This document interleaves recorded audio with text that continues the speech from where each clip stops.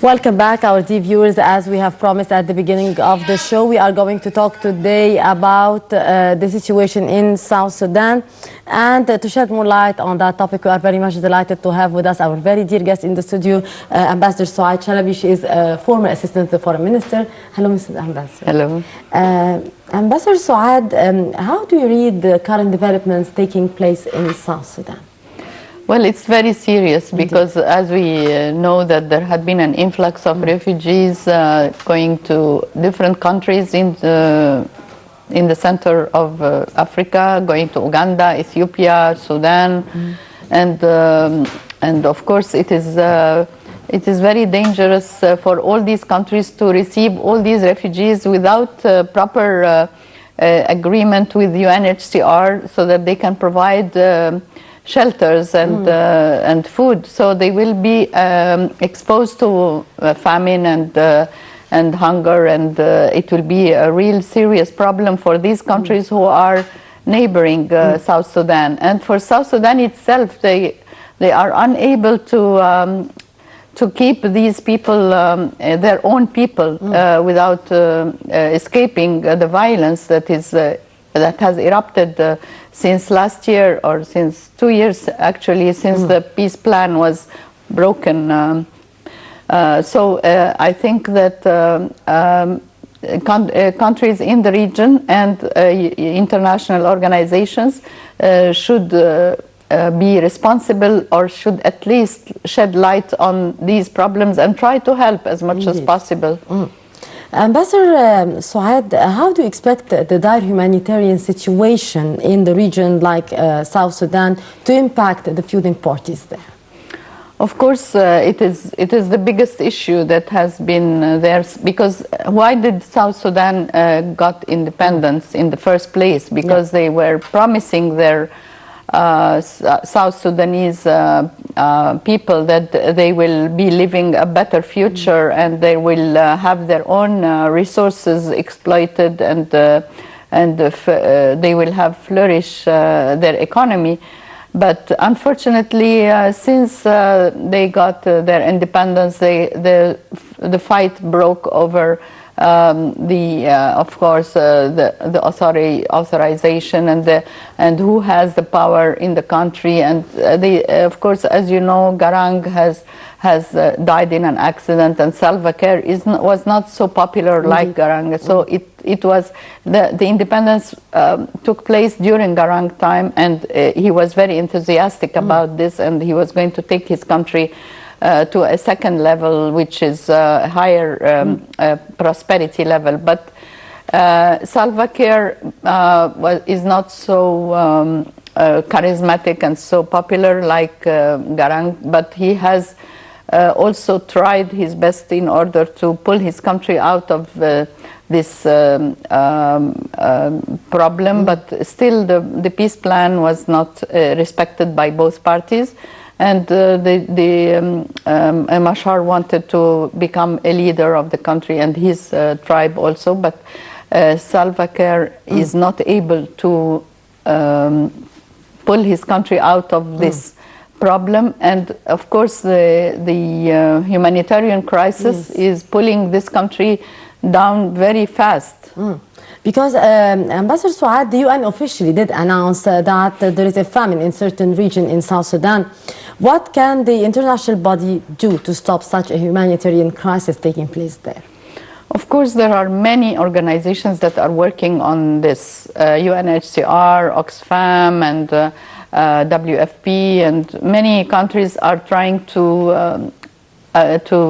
face this famine very quickly, because of course it needs a lot of financial coverage. I mean, countries have to give big donations in order to stop this crisis. And of course the shelter, there is also like, for instance, Sudan is also a poor country. It cannot take more refugees than it can. And now, for instance, East Darfur has maybe 40% of all the the refugees that have fled from South Sudan and White River and all the different provinces who are already unable to shelter their own people and to and they have already economic problems. So how do we expect that they can be responsible for all these refugees, Uganda and also Uganda and Ethiopia? So these countries are unable to face the crisis of their own economic problems. So with the influx of refugees from South Sudan, the crisis is becoming bigger, and these countries are trying to contact the international organizations in order to be able to face the crisis of refugees of South Sudanese. Ambassador Soad, we are seeing somehow a kind of genocide taking place in South Sudan, yet the international community is not taking sincere steps in order to stop that or to interfere in a real positive way. What's your take on that? Well, this was happening, yes, in November last year, and there were alerts of ethnic violence and genocide. But I think that now we are talking about more about refugees escaping. But genocide has not been really like, I mean, Salva Kiir he came here to Egypt. He asked the cooperation of friendly countries, and Egypt supported him very much by offering all kinds of help, whether it is economic, military, or political, because our political support is very important. So like for instance, he cannot keep on being in charge and then having his country going into ethnic violence. So that's very important that the leader of the country, or else they are going to take him, all the parties are going to lose his confidence in Salva Kiir. So he's not going to reach that stage. Why are the warring parties being defined to calls for a stop to the fighting taking place?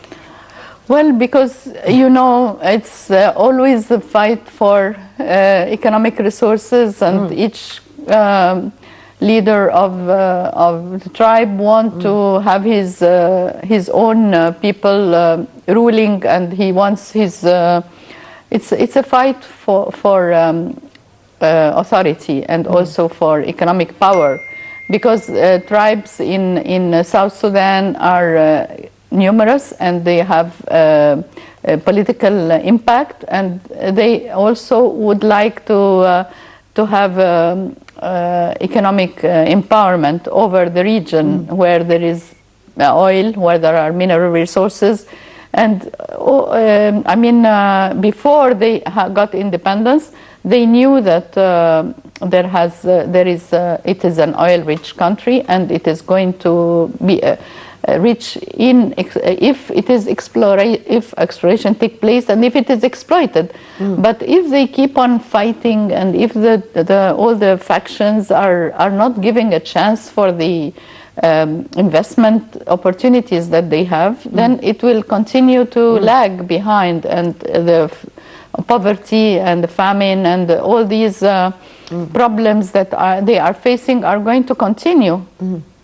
Why, Ambassador Soad, have arms embargoes or on the warring factions failed to reach its containing for the violence there? Yes, because there was also a Security Council resolution to stop the arms embargo, but actually, I mean to do an arms embargo, but it was not passed through the Security Council, because actually they already have a lot of arms already inside South Sudan. So it is the problem of they have to lay down their arms and not to bring more arms into. And if they do embargo, it is going to be in the favor, for instance, of the ruling party instead of the other parties. So it is not going to be really firm. So that is why I think they have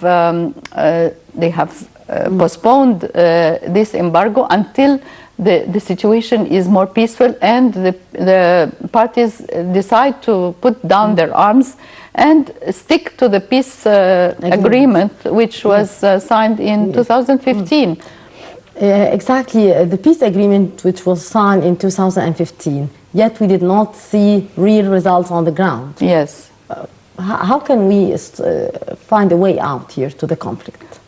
Yes, because of the power struggle, because each... But no one did abide by the agreement. Exactly. That they did sign. Well, this is the problem, you know, like because each one, like for instance, but I mean Salva Kiir has appointed Machar as his vice president at the time when it was supposed to be that, but still Machar continued to fight the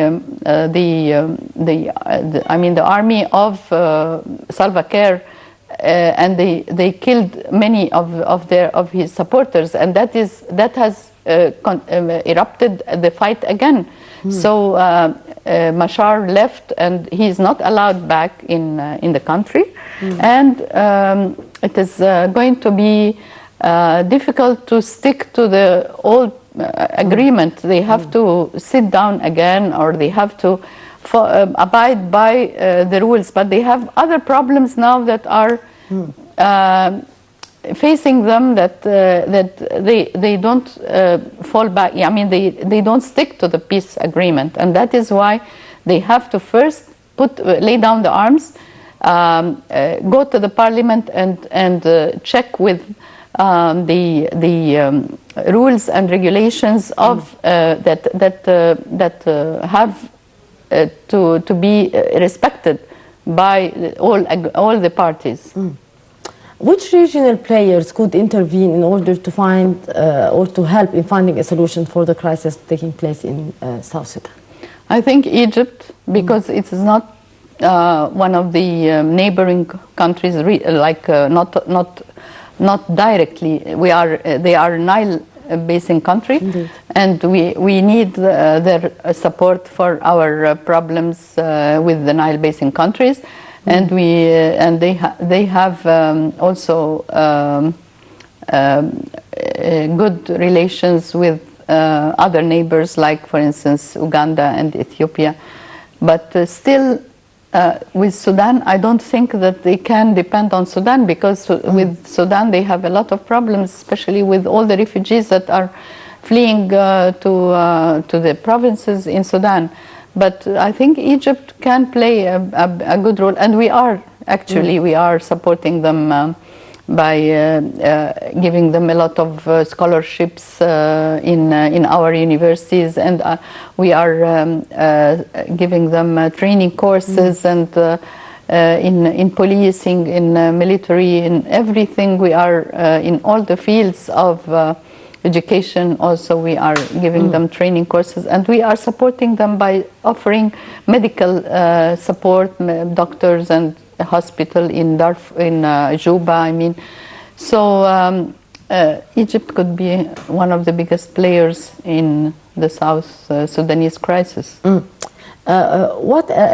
Which country other than Egypt could interfere also? Uganda.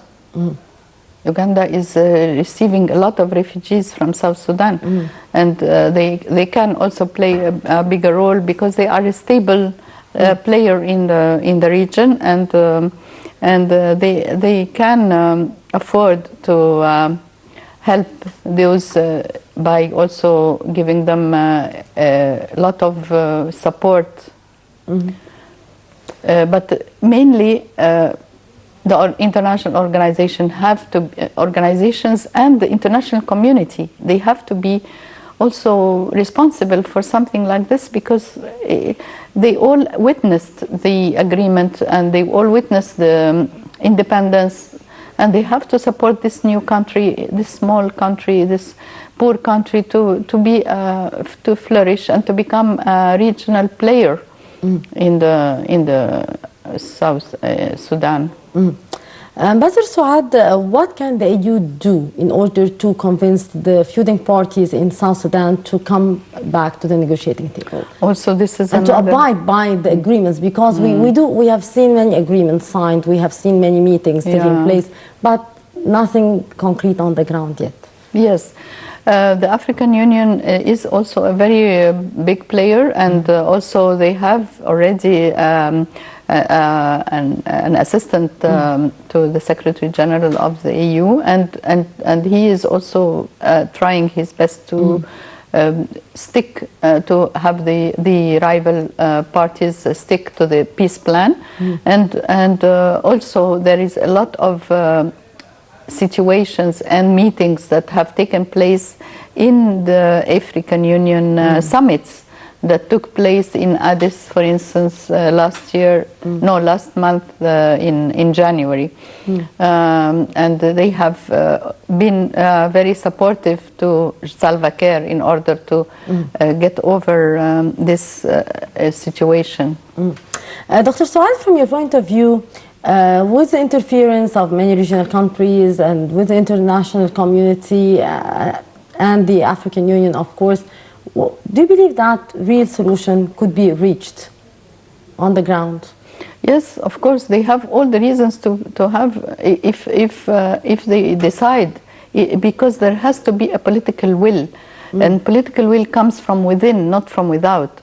They have to come to they have to feel that the interest of their country is by becoming peaceful and by providing a peaceful atmosphere and linking all the parties together, and it's not about Dinka or about nowhere or about they have to feel that they are all South Sudanese and they all belong to the same government, and that the parliament has a role there, so that they can become more agreeing to their own rules and their own constitution, because other than that, even if all the countries interfere and they are still fighting, then it is never going to end. So the blame goes to the leadership there, that they have to really accommodate all the factions together, all the tribes, all those who want to become leaders, to be part of the future of South Sudan, because it cannot happen by international or by regional interference. Of course, it has to come from the political will has to come from within. Yes. Finally, Ambassador Soad, do you believe that Northern Sudan, could play a role as well in solving the problem, since the North is suffering as well from the problem of refugees coming from the South? Yes, of course, they are influx of refugees. Of course, they are a player, but whether they like it or not. From the very beginning, this was part of the Sudan, and until now there are many regulations and procedures that are taking place in order to give the South Sudanese the full independence, because there are many South Sudanese who still live in Sudan and with the passports of South Sudan or with the identity of South Sudan. So there are still people, South Sudanese who are not able to go to their own country, even after independence, and they live in Sudan. So they have to be treated like the Sudanese until they reach that stage. So there's a big responsibility on Sudan, and it has to be supported also by the international community in order to be able to take this role, because the problem has not finished, and the problem is not only that they got independence and that's it. They have to be continuing the relations with Sudan until all the problems of their own South Sudanese people are finished. Indeed. Ambassador Soad Shalaby, former assistant to the foreign minister, always a pleasure to have you with us. Thank you very much. Thank you. And with that, our dear viewers, we come to the end of this edition of Africa Today. I'm Mahisi Rabia signing off.